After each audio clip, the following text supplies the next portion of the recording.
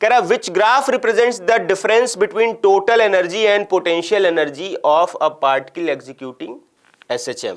वाह भाई वाह, देख रहा है विनोद कैसे अंग्रेजी में बात को गोल गोल घुमाया जा रहा है। इन बच्चों ने अच्छे से पढ़ाई की है, उनको पता है सीधा सीधा इसका आंसर 2π√m/k+k1+k2 हो जाएगा। कहने का मतलब काइनेटिक एनर्जी का ग्राफ बताना है विद रेस्पेक्ट टू x, और ये PYQ है।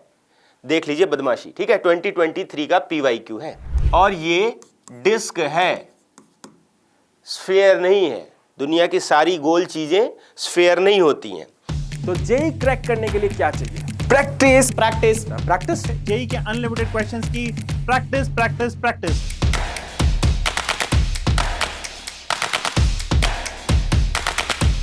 चलिए सबसे पहले हम लोग चैप्टर वेटेज के बारे में बात करते हैं। So we'll be starting with the trend analysis. तो आज मैं पूरा का पूरा जो पेपर है वो आपके साथ डिस्कस करूंगा। आप चैट में मेरे साथ बने रहिए और जो भी आपका क्वेरी है I'll be taking that query as well. बहुत ही इंपॉर्टेंट चैप्टर है जेई के पॉइंट ऑफ व्यू से। अगर आपको और ज्यादा क्वेश्चन सॉल्व करने हैं तो डिस्क्रिप्शन बॉक्स में एक लिंक दिया हुआ है, ओपन द लिंक।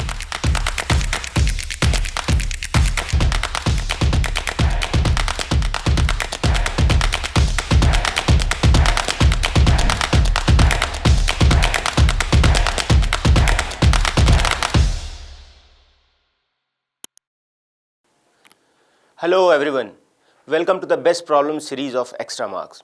तो बच्चों, जिन लोगों को नहीं पता है, जो नए हैं, उनके लिए बता दिया जाए कि ये हमारी सीरीज़ बेस्ट प्रॉब्लम की ऐसी है कि इसमें हम हर एक चैप्टर के जो भी बेस्ट प्रॉब्लम्स हैं, जो जेई के पॉइंट ऑफ व्यू से इम्पॉर्टेंट है, जेई के लास्ट 5 ईयर्स के ट्रेंड्स के हिसाब से हम कुछ क्वेश्चंस सेलेक्ट करके लाते हैं और उनकी प्रैक्टिस कराते हैं। सारे के सारे क्वेश्चन यहाँ पे प्रैक्टिस नहीं होंगे। डिस्क्रिप्शन बॉक्स में आप जाएंगे, आपको एक टैप एंड टेस्ट करके एक लिंक मिलेगी।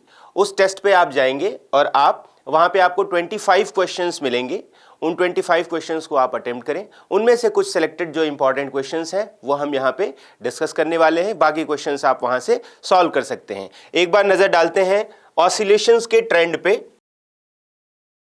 ऑसिलेशंस चैप्टर जो है, वैसे तो ये एक तरीके से काइनेमेटिक्स का ही पार्ट होता है ना, पर थोड़ा स्पेशल टाइप का मोशन होता है, इस वजह से इसको हम अलग से पढ़ते हैं। बातें इसमें भी हम वही करेंगे। वेलोसिटी, एक्सेलरेशन, डिस्प्लेसमेंट, है ना, एनर्जी, इन्हीं सब चीज़ों की बातें यहाँ भी की जाती हैं। पर मोशन ऑसिलेशन जो है वो एक पॉइंट के about to and fro motion होता है, तो थोड़ा सा इसकी कॉम्प्लेक्स एनालिसिस होती है, इस वजह से ये चैप्टर अलग से हमको पढ़ना होता है ना। तो ये चैप्टर से क्वेश्चंस जो है वो ज़रूरी नहीं है कि स्पेशली ऑसिलेशन से ही क्वेश्चन आए। आपका इलेक्ट्रोस्टैट से, कई बार रोटेशन से, है ना, सिचुएशन के हिसाब से अगर पार्टिकल ऑसिलेट कर रहा है या बॉडी ऑसिलेट कर रही है तो वहाँ से भी इसके कॉन्सेप्ट्स हमारे लग जाते हैं। तो मेरे कहने का मतलब ये है कि काफ़ी इंपॉर्टेंट चैप्टर है, काफ़ी हाई वेटेज चैप्टर है। डायरेक्टली क्वेश्चन ना भी आए तो इनडायरेक्टली क्वेश्चन आपको कहीं ना कहीं से चैप्टर से मिल ही जाता है। ट्रेंड की अगर बात करें तो टोटल लास्ट 5 ईयर्स में 90 क्वेश्चन इस चैप्टर से पूछे गए हैं, है ना, जिसमें से डिस्प्लेसमेंट, फेज, वेलोसिटी, एक्सेलरेशन, इस टॉपिक से 29 क्वेश्चंस आए हुए हैं, है ना। 21 में 5 क्वेश्चन, 2 में 6, 3 में 6, 4 में 6 और 5 में 25 में 3, इस साल 3 आए थे। फिर एनर्जी इन एसएचएम, इससे 14 क्वेश्चन टोटल आए हुए हैं। और सबसे ज़्यादा क्वेश्चन जो इस पूरे चैप्टर में सबसे ज़्यादा जो वेटेज वाला पार्ट है, टाइम पीरियड, फ्रीक्वेंसी और सिंपल पेंडुलम, इससे आप देखोगे तो 50 क्वेश्चंस, यानी अप्रॉक्सीमेटली 56% क्वेश्चंस इस चैप्टर से कहाँ से आते हैं? Time period, frequency and simple pendulum. तो इसी ट्रेंड के हिसाब से ही वो टैप एंड टेस्ट का पेपर आपको मिलेगा और इसी के हिसाब से हम क्वेश्चंस भी यहाँ पे डिस्कस करने वाले हैं। ठीक है, तो शुरू करते हैं। सबसे पहला टॉपिक हमारा डिस्प्लेसमेंट वेलोसिटी से रिलेटेड कह रहा है, ये हमारा 2023 का PYQ है। कह रहा है for a periodic motion represented by the equation y = sin ωt + cos ωt the amplitude of the motion is. तो सुपरपोजिशन ऑफ ऑसिलेशन का, सुपरपोजिशन ऑफ एसएचएम का क्वेश्चन है। दो एसएचएम्स यहाँ पे sin ωt और cos ωt एक साथ ऐड किए जा रहे हैं। तो ऐसे क्वेश्चंस को करने का तरीका क्या है? आप एक काम करो, ये sin ωt है ना, एक डिस्प्लेसमेंट इक्वेशन ये है। cos को मैंने लिख लिया sin ऑफ ωt + π/2 लिख सकते हैं, ठीक है। तब यहां पे मेरे पास दो डिस्प्लेसमेंट इक्वेशंस हैं जिनको ऐड करके रिजल्टेंट एसएचएम की डिस्प्लेसमेंट इक्वेशन बन रही है। इस वाली डिस्प्लेसमेंट इक्वेशन का एम्पलीट्यूड अगर आप देखें तो 1 है और इसका भी एम्पलीट्यूड क्या है, 1 है ना। ये दोनों एक्सप्रेशन दो अलग अलग एसएचएम की इक्वेशन डिस्प्लेसमेंट के एक्सप्रेशंस हैं जिनको जोड़ के हम फाइनल एसएचएम का एक्सप्रेशन डिस्प्लेसमेंट का एक्सप्रेशन निकाल रहे हैं। अब इन दोनों को ऐड करने के बाद क्या एम्पलीट्यूड मिलेगा, तो आपको पता होगा कि अगर मेरे पास दो साइनोसॉइडल वेव्स हैं, दो साइनोसॉइडल एसएचएम्स हैं जिनके amplitudes A1 sign omega t और A2 sine omega t plus phi हैं, तो रिजल्टेंट एसएचएम का जो एम्पलीट्यूड होता है ना, ए रिजल्टेंट या AR जिसको बोलते हैं, AR हो जाता है under root of A1 square plus A2 square plus 2A1 A2 cos phi, है ना। ये रिजल्टेंट एम्पलीट्यूड हो जाता है। तो इस फॉर्मूले से अगर मैं कंपेयर करूं, हमारे गिवन क्वेश्चन से कंपेयर करूं, तो A1 की वैल्यू 1 स्क्वायर, A2 की वैल्यू भी 1 स्क्वायर, 2A1 A2 और cos pi by 2। So answer cos pi by 2 0 हो जाता है, आंसर आ जाएगा अंडर रूट। ये रिजल्टेंट एसएचएम की का एम्पलीट्यूड। इसके अलावा कई बार रिजल्टेंट एसएचएम का फेज डिफरेंस भी पूछा जाता है, तो उसके लिए हमारा फॉर्मूला हो जाता है tan alpha is equal to A2 sine phi divided by A1 plus A2 cos phi. ठीक, so the correct answer will be √2। ठीक है, बहुत ही बेसिक क्वेश्चन था, पर PYQ है, आप देख सकते हैं कितने इजी क्वेश्चंस यहाँ पे मेन में पूछे जा रहे हैं। अगला question, for a particle P revolving round the centre O with radius of circular path R and angular velocity omega as shown in below figure, the projection of OP on the x axis at time t। अब ये भी JEE main 2023 का ही question है। कह रहा है एक particle है, इस सर्किल पे मूव कर रहा है, तो इसका अगर ये t इक्वल टू 0 पे 30 डिग्री बना रहा था, x एक्सिस से 30 डिग्री बना रहा था, और उसके बाद ओमेगा से ये रोटेट कर रहा है, ओमेगा इसकी एंगुलर वेलोसिटी दी हुई है, ओमेगा से रोटेट कर रहा है, तो किसी टाइम t पे इस OP का प्रोजेक्शन निकालना है हमको x एक्सिस पे। कैसे करेंगे, तो 30 डिग्री तो t इक्वल टू 0 पे था, अगर ओमेगा से रोटेट कर रहा है तो t टाइम में ये वेक्टर कितना रोटेट कर गया होगा, ओमेगा t रोटेट कर गया होगा। अच्छा, प्रोजेक्शन हमको चाहिए। प्रोजेक्शन क्या होता है, प्रोजेक्शन यहां से अगर मैं परपेंडिकुलर ड्रॉप करूं, अगर मैं यहां से परपेंडिकुलर ड्रॉप करूं, तो इस एक्सिस पे, x एक्सिस पे ये जो लेंथ है, क्या इसी को प्रोजेक्शन बोलते हैं। ठीक, दिस इज द प्रोजेक्शन। यहां से हमने परपेंडिकुलर ड्रॉप किया, now this length is something that we have to calculate, इसी को हमको निकालना है।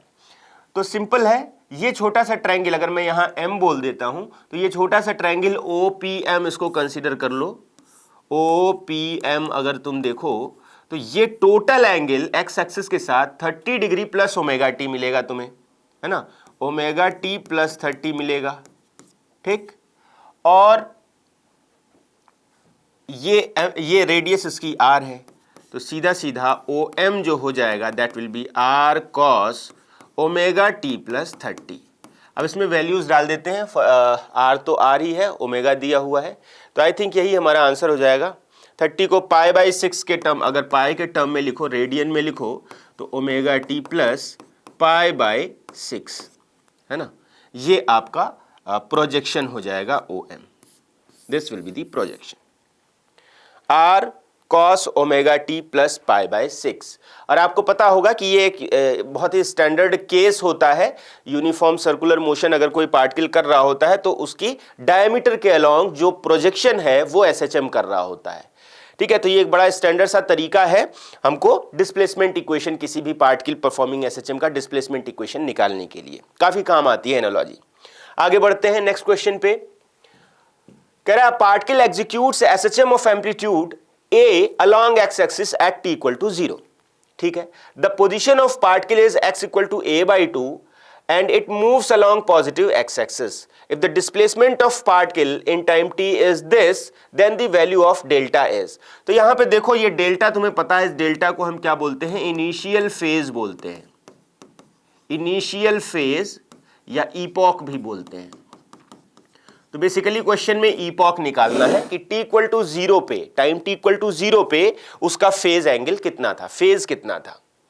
ठीक है, पोजीशन हमको दी हुई है कि पहले इक्वेशन लिख लेते हैं, x is equal to a sine omega t plus delta. ठीक बात है, x equal to a by two, at t equal to 0 x जो था वो a बाई टू था, रख दो इसमें। तो a by two is equal to a sine omega t, तो 0 हो गया, डेल्टा मिल गया, तो sine delta is equal to 1 by two, delta आ जाएगा अगेन पाई बाई 6। डेल्टा क्या आ गया, पाई बाई 6। तो वैल्यू ऑफ डेल्टा मेरे पास यहां पे क्या मिल गई, पाई बाई 6, पाई बाई 6। तो आप देख सकते हैं कितने बेसिक क्वेश्चंस आते हैं, है ना। थोड़ा सा आपको कुछ चीजों का ध्यान रखना है कि किस तरीके से इक्वेशन बन रही है, इनिशियल फेज क्या है, उसमें ओमेगा क्या है, टी क्या है, फाई क्या है, एम्पलीट्यूड क्या है। अगर ये चीजें आपको बेसिक ठीक से अगर समझ में आ रही हैं तो आप बड़ी आसानी से ये क्वेश्चंस को सॉल्व कर सकते हो। ठीक, बढ़ते हैं। 2025 का ही क्वेश्चन है, असर्शन रीजन का आया हुआ है, अच्छा क्वेश्चन है।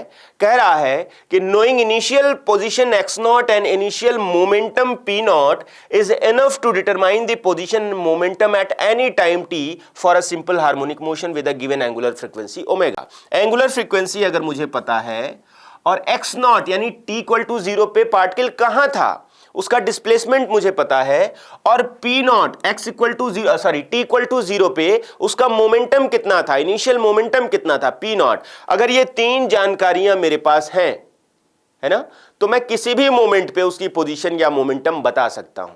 पहला स्टेटमेंट तो ये है। अभी चेक करते हैं दूसरा स्टेटमेंट क्या करा, the amplitude and phase can be expressed in terms of x not and p not. तो इतनी बात तो समझ में आती है कि अगर एम्पलीट्यूड और phase x not p not के टर्म में एक्सप्रेस किया जा सकता है तो यह बात खुद ही सही हो जाएगी, है ना। अगर दूसरा सच है तो यह खुद ही सही हो जाएगा, है ना। देखते हैं, तुम्हें पता है कि स्टैंडर्ड इक्वेशन क्या होती है SHM की, a sine omega t plus phi, ये स्टैंडर्ड इक्वेशन होती है। ठीक है, ये हमारा इनिशियल फेज है, ये इनिशियल फेज है, इनिशियल फेज, और ये चीज क्या है, एम्पलीट्यूड। एम्पलीट्यूड किसी टाइम t पे ये इक्वेशन जो है उसकी पोजीशन को बताती है। ओमेगा हमको दिया हुआ है क्वेश्चन में, गिवन एंगुलर फ्रीक्वेंसी दिया हुआ है। तो अगर, कहने का मतलब, अगर मुझे इस इक्वेशन में ओमेगा तो पता ही है, फाई पता चल जाता है और ए पता चल जाता है इन टर्म्स ऑफ जो वैल्यूज दी गई हैं x नॉट और p नॉट, यानी t इक्वल टू 0 पे पोजीशन और t इक्वल टू 0 पे मोमेंटम। अगर मैं f और इस फाई और एम्पलीट्यूड इन दोनों को x नॉट और a नॉट के टर्म में एक्सप्रेस कर पाता हूं तो मतलब मुझे x नॉट और p नॉट पता ही है, तो ये इक्वेशन मुझे तब पता चल जाएगी। और जब ये इक्वेशन मुझे नोन हो जाएगी तो मैं किसी भी टाइम पे पोजीशन बता सकता हूं और इसी को डिफरेंशिएट करके वेलोसिटी भी निकाल के किसी भी टाइम पे वेलोसिटी भी बता सकता हूं। ठीक है, तो सारा जो हमारा खेल है, जो की है, चाबी है इस क्वेश्चन की, वो यही है कि क्या फाई और a को x नॉट और p नॉट के टर्म में एक्सप्रेस किया जा सकता है या नहीं। देख लेते हैं। t equal to x not क्या है, at t equal to 0, at t equal to 0 position है x नॉट, तो इसमें जरा रखो x not is equal to क्या मिल जाएगा, a साइन फाई हो जाएगा, है ना। t इक्वल टू 0 डाल दिया, x नॉट आ गया a साइन फाई। अच्छा, x नॉट तो ये है। p नॉट मोमेंटम क्या होता है, मास इंटू वेलोसिटी। तो पहले वेलोसिटी देख लेते हैं। एट t इक्वल टू 0 अगर इसकी वेलोसिटी निकालनी हो तो वेलोसिटी क्या हो जाएगी, dx बाई dt, डिफरेंशिएट करो, है ना। ये डायरेक्ट फॉर्मूला भी आपको याद होना चाहिए, a omega cos of omega t plus phi. अब कह रहा है t इक्वल टू 0, ये तो वेलोसिटी है। अगर मैं दोनों तरफ मास से मल्टीप्लाई कर देता हूं, मास से मल्टीप्लाई कर देता हूं, है ना, इसको हटा देते हैं। अगर मैं दोनों तरफ मास से मल्टीप्लाई कर देता हूं तो यही चीज मोमेंटम बन जाएगी, p is equal to m a omega cos omega t plus phi. ठीक, t इक्वल टू 0 पे मोमेंटम हमको पता है, p की वैल्यू p नॉट है, तो t इक्वल टू 0 डालो तो p नॉट हो जाएगा m a omega cos of phi. ठीक है, तो पी नॉट और एक्स नॉट को हमने एक्सप्रेस कर लिया ए और फाई के टर्म में। ठीक, अब देखना यह है कि क्या फाई के टर्म में एक्स नॉट पी नॉट बन सकता है या नहीं। तो इसको मैं इक्वेशन नंबर 1 बोल देता हूं, इसको इक्वेशन नंबर 2 बोल देता हूं। और अगर मैं इक्वेशन 1 डिवाइडेड बाई इक्वेशन 2 करूं, इस इक्वेशन को इससे डिवाइड करूं, तो इधर बन जाएगा x not by p not और इस तरफ बन जाएगा tan फाई अपॉन ए कैंसिल आउट हो जाएगा ए ओमेगा, है ना। तो यहां से tan फाई आ जाएगा, tan phi will be m omega x not upon p not. तो फाई तो आ गया मेरे पास, फाई को तो मैंने एक्स नॉट ओमेगा और पी नॉट के टर्म में एक्सप्रेस कर लिया, phi equal to tan inverse of m omega x not by p not. अब देखना यह है क्या ए को भी डिनोट किया जा सकता है क्या? बिल्कुल किया जा सकता है। फाई अगर तुम्हें पता है तो फाई यहां रख दोगे और यहां से ए की value x not upon sine phi निकाल लोगे, है ना। यहां से एम्पलीट्यूड क्या हो जाएगा, x not upon sine phi, यही तो। ठीक है, एक्स नॉट तो पता ही है, यहां से साइन फाई निकाल लोगे। ट्रिगोनोमेट्री इतनी आती होगी तुम्हें। ये आपका एम ओमेगा एक्स नॉट है, ये पी नॉट है, इस एंगल को फाई मान लेते हैं, तो हाइपोटेनियस कितना हो जाएगा, एम ओमेगा एक्स नॉट का whole square plus p not का स्क्वायर। ठीक है, तो साइन फाई यहाँ से क्या मिल गया, sine phi is equal to m omega x not divided by under root of m omega x not whole square plus p not square. This is the value of sin phi, so amplitude can be written as x naught divided by m omega x naught into under root of m omega x naught square plus p naught square। ठीक, तो देखो amplitude को भी x naught यहां से cancel out भी हो जाएगा। पर काम की बात यह है कि amplitude can be represented in terms of x not and p not and omega and m, जो कि सारी बातें हमको पता हैं। And phi initial phase can also be represented in terms of m omega and x not and p not. तो अगर phi और एम्पलीट्यूड मैं निकाल सकता हूं एक्स नॉट और पी नॉट के टर्म में, तो इसका मतलब मैं ये इक्वेशन बना सकता हूं, है ना, अगर मुझे एक्स नॉट पी नॉट पता है। और अगर मैं ये इक्वेशन बना सकता हूं तो ये इक्वेशन मुझे किसी भी टाइम पे पोजीशन की वैल्यू बताएगी। वेलोसिटी की वैल्यू डिफरेंशिएट कर लो, इसमें डाल दो, तो ये किसी भी टाइम पे वेलोसिटी की वैल्यू बता देगी। इसका मतलब दोनों के दोनों स्टेटमेंट हमारे यहां पे सही हैं। Both A and R are true, पहली बात, and R is the correct explanation of A, ये भी बात ठीक है। एक्सप्रेस कर सकते हैं तो हम वो चीज भी बता सकते हैं। बढ़िया, अच्छा क्वेश्चन। आगे बढ़ते हैं। अगेन सुपरपोजिशन पे बेस्ड क्वेश्चन है। कह रहा है दो डिस्प्लेसमेंट इक्वेशन, दो सिंपल हार्मोनिक मोशंस हैं। एक है x1 equal to √7 sin 5t और दूसरा x2 equal to 2√7 sin 5t प्लस पाई बाई 3। x डिस्प्लेसमेंट है, t टाइम है, मैक्सिमम एक्सेलरेशन बताना। अच्छा, इसमें हमको मैक्सिमम एक्सेलरेशन बताना है। ठीक है, तो किसी भी डिस्प्लेसमेंट इक्वेशन के लिए मैक्सिमम एक्सेलरेशन क्या होता है? डिस्प्लेसमेंट इक्वेशन अगर हमारी किसी भी एसएचएम के केस में displacement equation a sin omega t plus phi है, तो मैक्सिमम एक्सेलरेशन कितना होता है? एक्सेलरेशन का अगर आप इक्वेशन लिखोगे तो minus a omega square sine omega t plus phi हो जाता है। और a मैक्स जो होता है that is a omega square होता है, capital A omega square, capital A omega square, है ना, कैपिटल A ओमेगा स्क्वायर, यानी कि एम्पलीट्यूड इनटू एंगुलर फ्रीक्वेंसी का स्क्वायर। ये हमारा आंसर होगा। पर बात यह है कि दो अलग अलग एसएचएम से उनको जोड़ने के बाद जो रिजल्टेंट एसएचएम बनेगा उसका हमको एम्पलीट्यूड यहां पे यूज करना है। ओमेगा तो सेम ही रहेगा, है ना, ओमेगा तो सेम ही रहेगा। कैसे करेंगे? तो अभी हमने इक्वेशन देखी थी, resultant amplitude is equal to होता है a1 square plus a2 square plus 2a1 a2 cos phi, है ना, फाई है फेज डिफरेंस जिसकी वैल्यू पाई बाई 3 है। रखो वैल्यूज, a1 है √7, है ना, √7 का स्क्वायर प्लस 2√7 का square plus 2 into √7 into 2√7 into sine of कितना, sorry, cos of into cos of pi by 3, cos of pi by 3 कितना आएगा यहां से 7, 14 और ये कितना हो जाएगा 2 कैंसिल आउट हो जाएगा, ये 28 है ना, 28 14, सो 7 और 28 और 14 49, 49 का मतलब 7, अंडर रूट 49 मीन्स 7।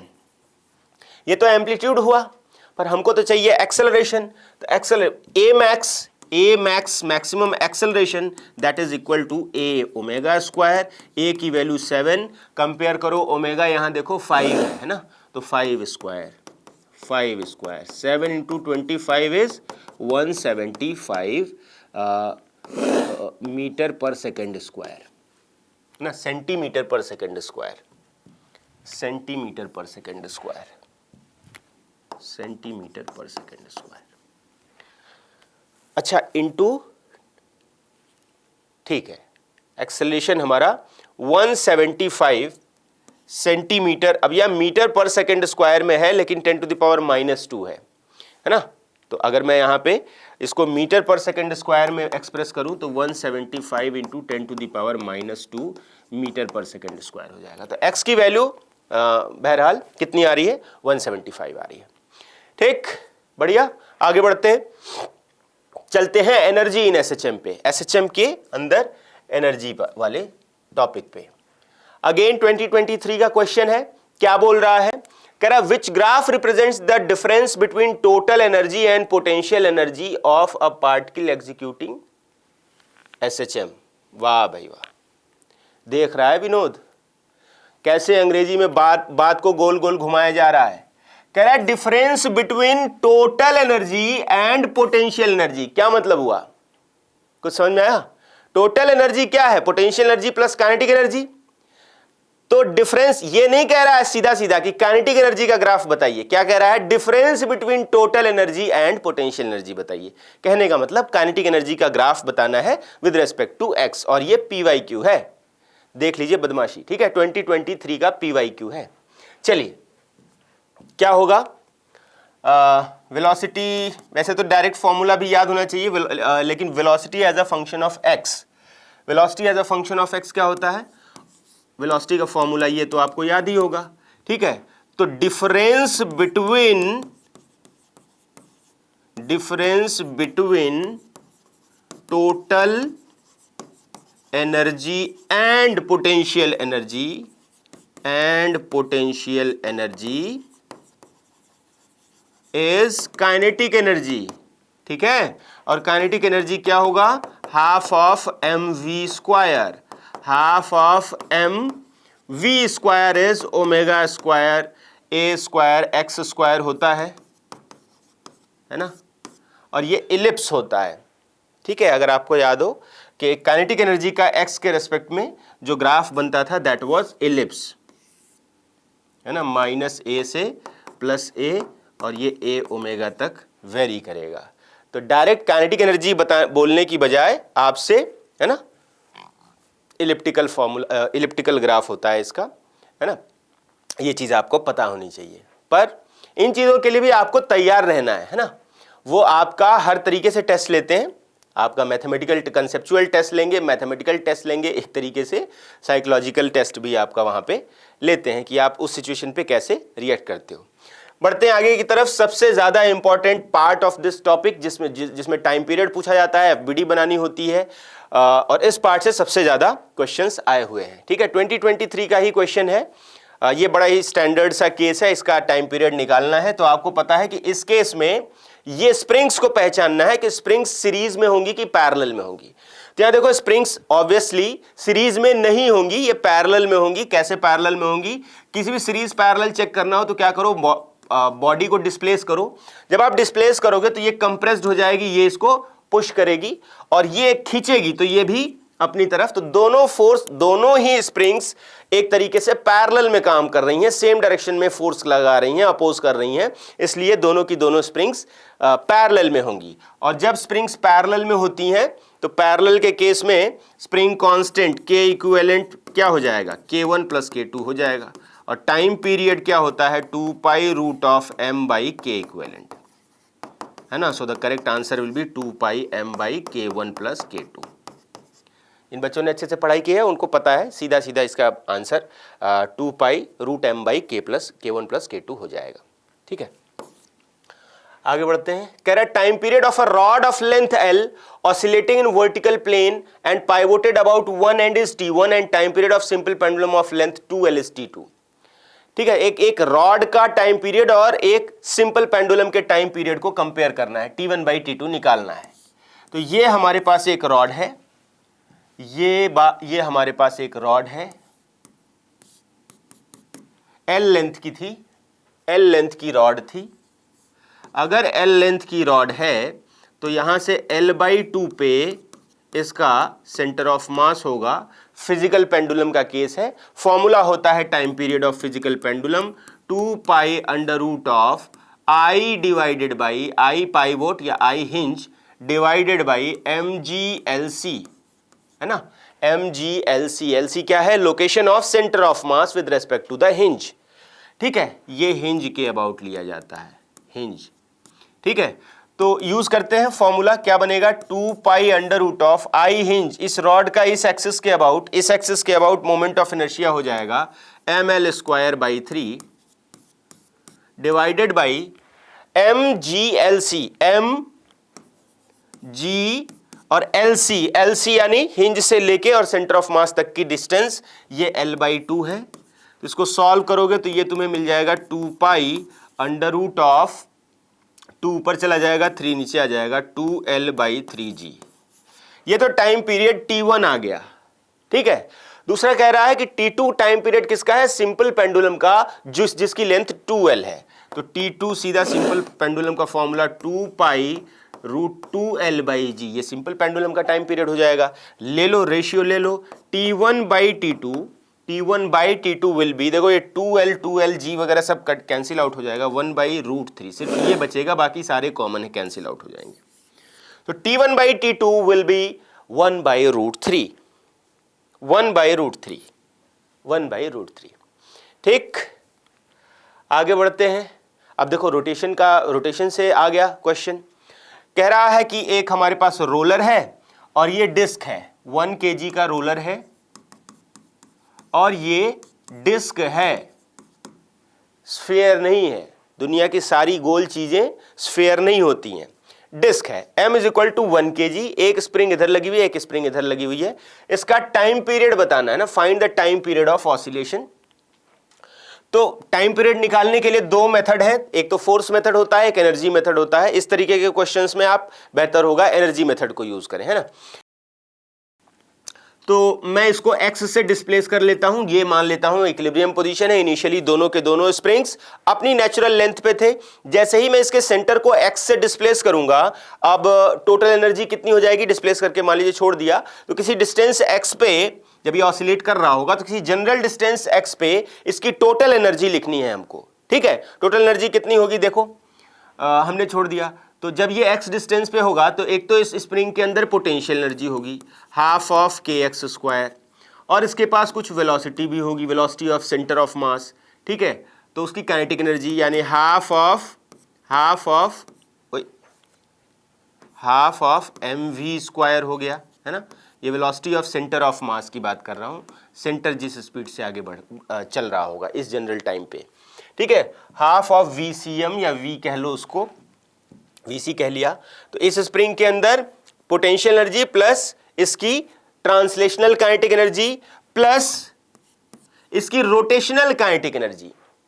ठीक है, तो इसकी रोटेशनल काइनेटिक एनर्जी मान लेते हैं ओमेगा से, अगर ये रोटेट भी कर रहा है, रोलिंग हो रही है तो रोटेट भी कर रहा होगा, ओमेगा से रोटेट भी कर रहा है, तो half I omega square rotational kinetic energy हो जाएगी इसकी, प्लस अब यहां थोड़ा सोचना है तुमको। देखो रोलिंग के केस में अगर सेंटर v स्पीड से आगे बढ़ रहा है, जब या सेंटर x डिस्प्लेस जब आगे बढ़ता है, आगे मूव करता है, तो टॉप पॉइंट जो है ना वो 2x से आगे मूव करता है। कैसे 2x से आगे मूव करता है? क्योंकि सेंटर तो आपका x से आगे बढ़ा, टॉप पॉइंट, चलो वेलोसिटी से समझ लो, सेंटर आपका v, अगर velocity of centre of mass v cm है और ये ओमेगा से रोटेट कर रहा है, तो इस पॉइंट की net velocity, tangential point top वाले पॉइंट की नेट वेलोसिटी कितनी होगी? एक तो इसके ट्रांसलेशन की वजह से vc और एक रोटेशन की वजह से r ओमेगा, और जब ये रोल कर रहा होता है तो vc और r ओमेगा बराबर होते हैं, तो ये हो जाएगा vc की जगह r ओमेगा की जगह भी vc रख दोगे तो 2vc हो जाएगा। बात समझ में आई? सेंटर अगर vc से मूव करता है तो टॉप पॉइंट 2vc से मूव करता है, बॉटम पॉइंट जो है रोलर का, जो कि आपके स्टेशनरी सरफेस के कांटेक्ट में है, उसकी स्पीड 0 होती है, रिलेटिव वेलोसिटी 0 होती है, ये सब आपने पढ़ रखा होगा। तो इसकी वेलोसिटी जो होगी टॉप मोस्ट पॉइंट की 2vc होगी, या ये कह लें कि डिस्प्लेसमेंट अगर सेंटर x से डिस्प्लेस करेगा तो टॉप पॉइंट 2x से डिस्प्लेस करेगा। तो जब ये 2x से डिस्प्लेस करेगा तो इसके अंदर कितनी पोटेंशियल एनर्जी आएगी? Half of k into 2x square. This is the total energy of this system जब ये SHM कर रहा होगा। ठीक है, चूंकि डैम्पिंग नहीं है तो ये चीज हमारी कांस्टेंट रहनी चाहिए। सो D, अगर मैं इसको टोटल एनर्जी बोल देता हूं, E बोल देता हूं, so dE by dt will be equal to 0। ठीक है, डिफरेंशिएट करो, टाइम के रेस्पेक्ट में डिफरेंशिएट करो, तो 1/2 तो हर जगह आ रहा है ना। यहां से मुझे मिलेगा k इंटू, अच्छा, हाफ kx स्क्वायर, और ये 4 टाइम्स हाफ kx स्क्वायर है ना। चलो अच्छा ऐसे कर लेते हैं, into 2x dx by D T plus half of m 2v dv by D T plus half of, अच्छा इस i को भी मैं dv बाई डी टी बना लेता हूं, है ना। आई ओमेगा स्क्वायर को भी dv, i जो है हमारा mr स्क्वायर बाई 2 है और ओमेगा आपका v बाई आर है, होता है ओमेगा आपका v बाई आर, क्योंकि v equal to r omega. From here omega can be written as v by r. तो जब आप इसको कैंसिल आउट करोगे तो ये कितना बनेगा? mv स्क्वायर बाई 2, है ना। ये क्या बनेगा? हाफ ऑफ, ये पूरी चीज क्या बन जाएगी? हाफ ऑफ आर स्क्वायर से r कैंसिल आउट हो जाएगा, mr स्क्वायर बाई 2। अच्छा ये स्क्वायर है ना, वही मैं कहूँ, r कहाँ से आ रहा है? स्क्वायर है, तो हाफ रखो, उसके बाद अंदर क्या लिखोगे? Half of m, r square cut गया, mv square, half of mv square. ठीक है, ये पूरी चीज की वैल्यू इतनी हो जाएगी। ठीक है, तो इसको डिफरेंशिएट करोगे तो ये क्या बन जाएगा? 1/2 into 1/2 m 2v dv by D T, और आगे क्या है? Plus half of k into 2, ये 4 हो जाएगा, k इंटू 4 हो जाएगा, और फिर x स्क्वायर है तो ये हो जाएगा 2x dx by D T. ये पूरा डिफरेंशिएट करने पे ये आ रहा है। ठीक, देखते हैं, 1/2 हर जगह से कैंसिल आउट हो रहा है, 1/2 तो हर जगह से आपका कैंसिल आउट हो जाएगा, 1/2। आगे बढ़ते हैं, तो ये आएगा dx बाई डी टी, है ना। dx बाई डी टी जो है ये वेलोसिटी है, यहाँ भी वेलोसिटी है, यहाँ भी वेलोसिटी है, यहाँ भी वेलोसिटी है, और यहाँ भी वेलोसिटी है। तो वेलोसिटी v वाला टर्म भी हर जगह से कैंसिल आउट हो गया। तो यहाँ क्या बच गया? 2kx, और यहाँ से कितना आ जाएगा? 4 2 8kx, है ना। 4 2 8kx, 8kx ये और 2kx ये, तो 10kx तो इधर आ गया, माइनस प्लस, यहाँ क्या बच रहा है? 2ma, है ना, 2ma, और यहाँ क्या बच रहा है? ma। ठीक है, v तो कैंसिल आउट हो गया, ये m और ये dv by D T a है, तो 2ma यहाँ पे है और 1ma यहाँ पे है, तो 3ma ये आ गया। तो यहाँ से a तुम निकालोगे, एक्सेलरेशन निकालोगे, it will be 10k by 3m, 10k by 3m into x, और माइनस साइन भी होगा यहाँ पे, है ना, माइनस साइन भी आएगा, एक माइनस साइन भी आएगा। तो अगर स्टैंडर्ड इक्वेशन से कंपेयर किया जाए तो a equal to minus omega square x से ओमेगा की वैल्यू यहाँ से 10k बाई 3m आ जा रही है। तो टाइम पीरियड आपका 2 pi by omega 2 pi under root of 3m by find the time period ही तो निकालना है। हाँ 2 pi under root of 3m by 10k 3m by 10k। ठीक, ये कितना आ जाएगा 2 pi under root of 3m, mass कितना दिया है 1 kg, 3m by 10k, k की वैल्यू दी हुई है 0.3, 10 इंटू 0.3। तो फाइनल आंसर ये तो कैंसिल आउट हो जाएगा, 2 पाई आएगा यानी 2 इंटू 6.28, अप्रॉक्सीमेटली 6.28। नियरेस्ट इंटीजर करोगे तो ये अप्रॉक्सीमेटली 6 आ जाएगा। So 6 will be the answer. Time period करीब करीब 6 सेकंड होगा, rounding off to the nearest integer. ठीक है, आंसर विल बी 6 सेकेंड। तो बढ़िया क्वेश्चन, इस तरीके के भी क्वेश्चन आपको आने चाहिए। ठीक, अगला क्वेश्चन कह रहा है कि a block of mass 16 kg rests on smooth horizontal surface, it is attached to one end of spring force k is equal to spring constant k is equal to 8 newton per metre. Spring is in natural length, पहले natural length में है। Another similar block is moving with velocity v equal to 7.25 metre पर second towards left is placed on the block and stick to it, find the amplitude of oscillation. तो situation ये है कि एक mass था, spring block system था, spring natural length पे थी और अचानक से एक मास जो है जो 7.25 मीटर पर सेकेंड से लेफ्ट की तरफ जा रहा था, अचानक से आके इसके ऊपर बैठ जाता है। ठीक है, तो पूछा जा रहा है कि कितना इसका मैक्सिमम एम्पलीट्यूड होगा। तो मैक्सिमम एम्पलीट्यूड का मतलब क्या, जैसे ही ये इस पे आएगा तो ये इसको कुछ मोमेंटम ट्रांसफर करेगा, ये इस पे स्टिक कर जा रहा है तो दोनों एक साथ अंदर की तरफ चलेंगे। इनके पास कुछ पहले से काइनेटिक एनर्जी रही होगी, है ना।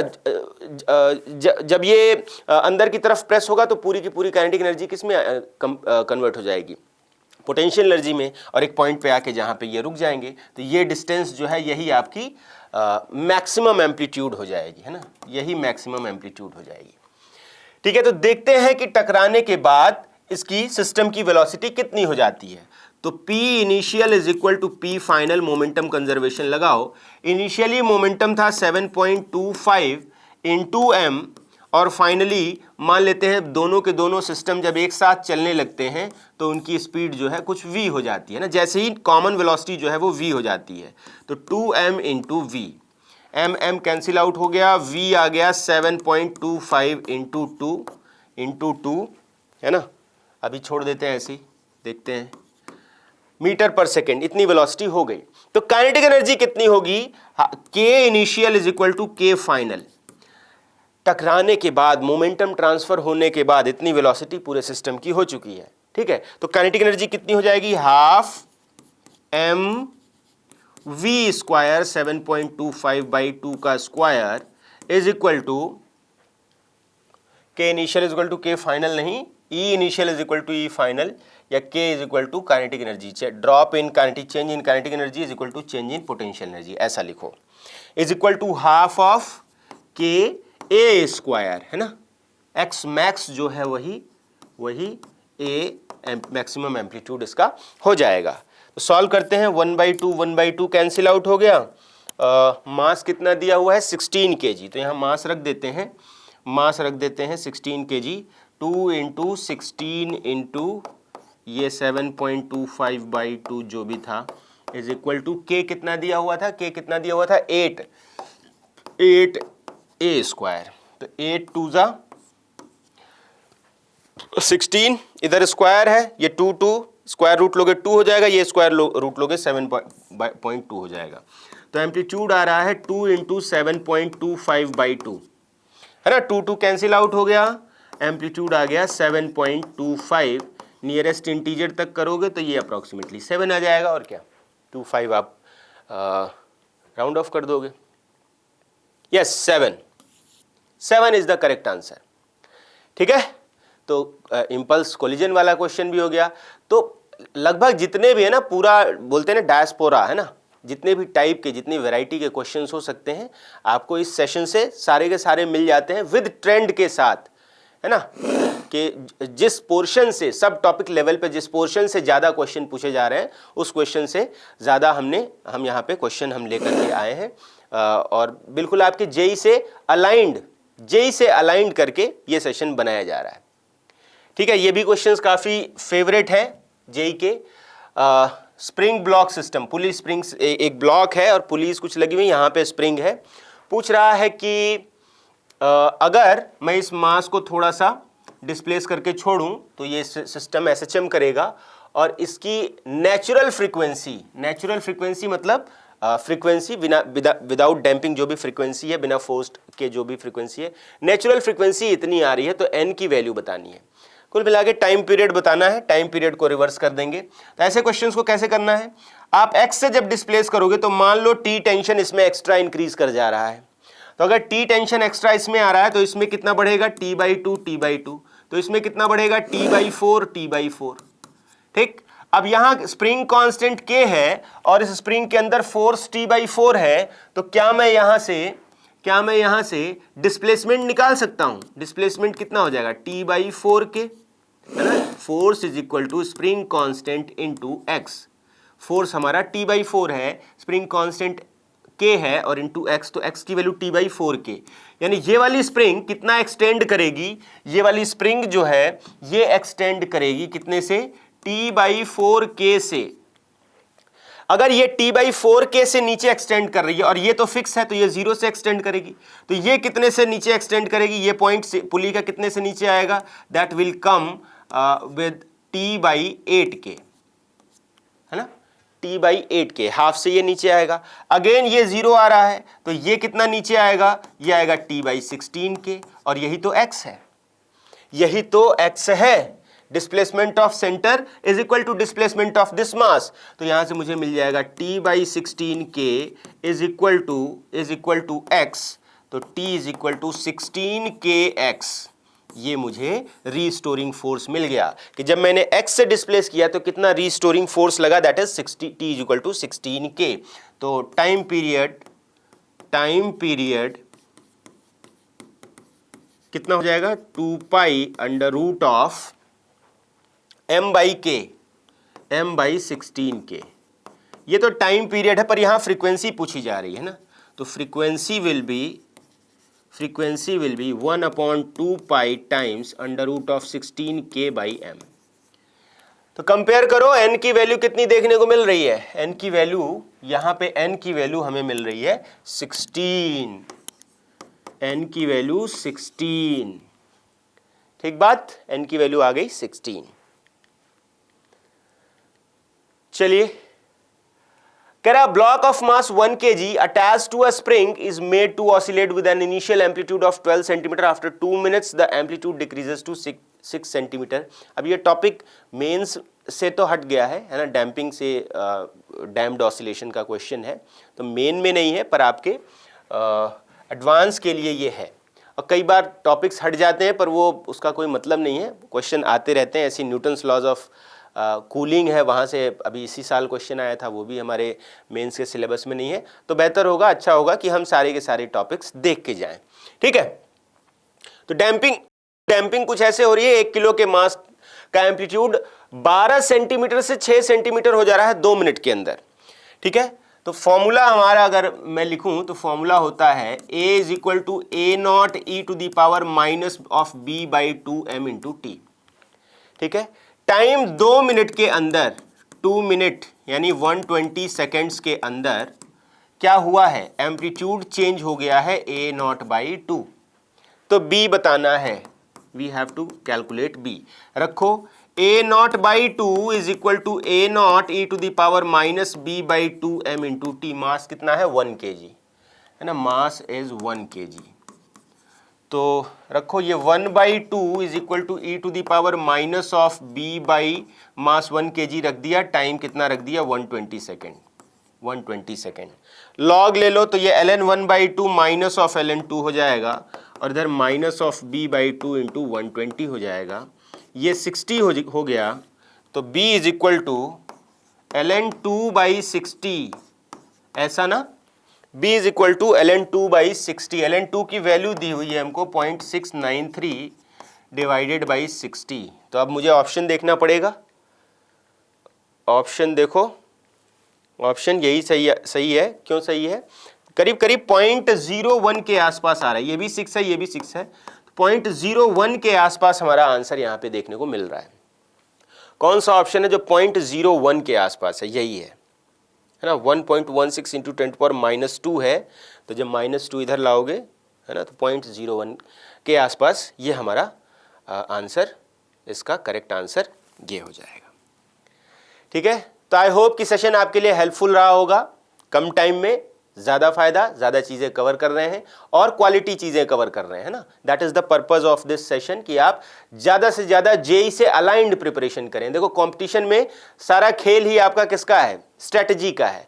तो you can not succeed unless कि आप राइट स्ट्रेटजी के साथ अपनी प्रिपरेशन करें। ठीक है, तो यही पर्पस था सेशन का। होप आपको वीडियो अच्छा लगा होगा। Thank you. Check out more videos, और भी चैप्टर्स पे वीडियोस हैं, उनको चेक करिए। ठीक है, टैप एंड टेस्ट दीजिए, प्रैक्टिस करिए, खूब बढ़िया अपनी तैयारी करिए। ठीक है, मिलते हैं आपसे किसी नई वीडियो में। Thank you.